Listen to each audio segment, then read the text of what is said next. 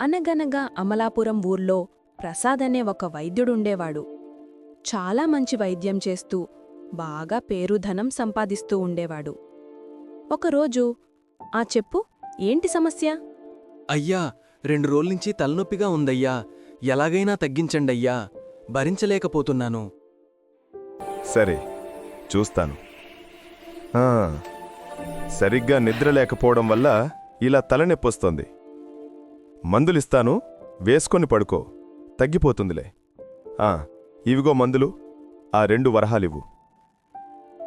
అలా చుట్టుప్రక్కల గ్రామాల నుండి ప్రజలు సిద్ధుడి వద్దకు వైద్యం కోసం వస్తూ ఉండేవారు. పంకజం, ఏం చేస్తున్నావు ఇంట్లో? ఒకసారి ఇల్లురా. ఏంటండి పిలిచారు? ఏమైనా కావాలా? ఏం లేదుగాని ఇలా వచ్చి కూర్చో, నీతో కొంచెం మాట్లాడాలి. ఏమిటటా అంత ముఖ్యమైన విషయం? నేను వైద్యం చేయడం వల్ల ధనం వస్తుంది, కాని ఎంతకాలమని ఇలా కొంచెం కొంచెంగా సంపాదిస్తాం. మందులకు ధరలు పెరిగాయని చెప్పి ఎక్కువ ధనం వసూలు చేయాలనుకుంటున్నాను. నువ్వేమంటావ్? ఎందుకంటే ధనం మీద అంత ఆశ వచ్చేది సరిపోతుంది కదా. అలాంటి ఆలోచనలేం చెయ్యకండి. మీరు వైద్యం మంచిగా చేస్తారని మంచి పేరుంది.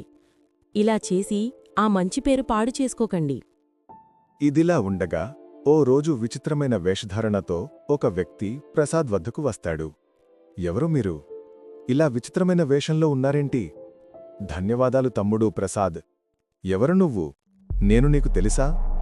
నిన్ను చూస్తుంటే ఈ ఊరివాళ్ల లేవ్వు, పైగా తమ్ముడంటున్నావు. నన్ను గుర్తుపట్టలేవు కదా. చెప్తా విను, నా పేరు సంతానుడు. నేను పక్క రాజ్యం నుండి వచ్చాను. చాలా రోజుల నుండి నిన్ను కలవాలని అనుకున్నాను, కాని సమయం రాలేదు. నిజమా?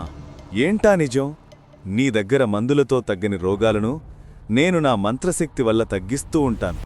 అందుకే అందరూ నా వద్దకు వస్తూ ఉంటారు. మంత్రాలతో రోగం తగ్గుతుందా? ఇలాంటివి చెప్పి పేదవారిని మోసం చేసి ధనం తీసుకుంటారు మీలాంటి వాళ్ళు. అయినా నా దగ్గరికెందుకొచ్చావు? నాకు ఉన్న మంత్రశక్తి వల్ల నాకు గత జన్మల గురించి తెలుసు. అందుకే నీకొక రహస్యం చెప్పడానికి వచ్చాను. అది అందరికీ ఉండేది కాదు. గత జన్మలో రాజైన వాళ్లకు మాత్రమే ఉంటుంది.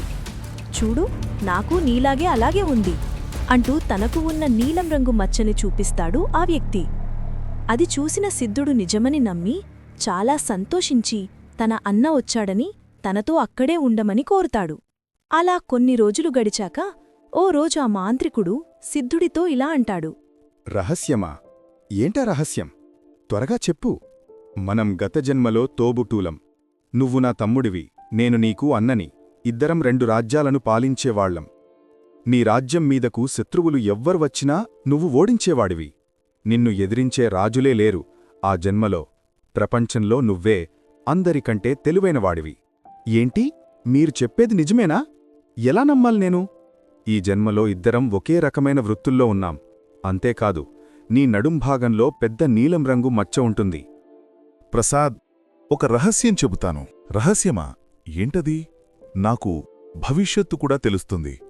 వైద్యంలో నీకున్న పట్టువల్ల ఒక కొత్త మందు కనిపెడతావు. అది ఈ ప్రపంచంలో ఎవ్వరూ కనిపెట్టలేనిది. దానివల్ల అన్ని రోగాలు ఒక్క మందుతో నయమవుతాయి. ఆ మందువల్ల నీకు అంతులేని సంపద వస్తుంది. అంతేకాదు, ఈ ప్రపంచంలో నీకంటే గొప్పవాళ్లు ఎవ్వరూ ఉండరు. ఆశ్చర్యంగా ఉందే. భవిష్యత్తు కూడా తెలుసా నీకు? నిజంగా అంత గొప్పవాడవుతారా నేను? అవును సిద్ధ. గత జన్మలో ఎలా అయితే నువ్వు రాజువై ప్రపంచంలో గొప్పవాడివయ్యావో ఈ జన్మలో కూడా అంతే అవుతావు. ఎంత అదృష్టవంతుణ్ణి నేను. ఇదంతా నువ్వు నా దగ్గరికి రావటం వల్లే నా గొప్పతనం తెలుస్తోంది. అన్నయ్య, చాలా సంతోషంగా ఉంది అన్నయ్య. కానీ ఇంకా ఎంతకాలం పడుతుంది ఇదంతా జరగటానికి? ఎక్కువ సమయం లేదు. సమయం ఆసన్నమైంది. కాని అది సాధించాలంటే ముందుగా ఒక పని చెయ్యవలసి ఉంటుంది. సిద్ధ, చెప్పన్నయ్య, అంత గొప్ప విషయం సాధించాలంటే నువ్వు ఏం చెప్పినా చేస్తాను. నువ్వు గత జన్మలో శత్రువుతో పోరాడుతున్నప్పుడు నీకు తెలియకుండానే ఒక నాగసర్పానికి నీ ఖడ్గం తగిలి చనిపోయింది.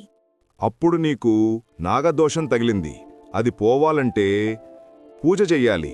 హిమాలయాలలో ఉన్న అఘోరా దగ్గరికి వెళ్ళాలి. అతను మాత్రమే చేయగలడు ఆ పూజ. అయితే ఇప్పుడే వెళ్ళి పూజ చేయమని చెప్పు. కానీ అక్కడికి వెళ్ళడం అందరికీ సాధ్యమయ్యేది కాదు. మంత్రశక్తి తెలిసిన నేను మాత్రమే వెళ్ళగలను. నీలాంటి వాళ్ళు అక్కడికి రాకూడదు. అక్కడ పని పూర్తి చేయించుకోవాలంటే చాలా ధనం అవసరమవుతుంది. దానివల్ల ప్రపంచంలో అందరికంటే గొప్పవాణ్ణి అవుతున్నప్పుడు ఆ మాత్రం ధనం ఇవ్వలేనా? నా దగ్గర చాలా ధనం ఉందన్నయ్య, ఎంత కావాలో తీసుకో. తీసుకువెళ్ళి పని పూర్తి చేసుకునిరా. తర్వాత ఈ ప్రపంచం మొత్తం మనదే అని చాలా సంతోషంతో తన దగ్గర ఉన్న ధనమంతా ఆ మంత్రగాడికి ఇచ్చి పంపిస్తాడు ప్రసాద్.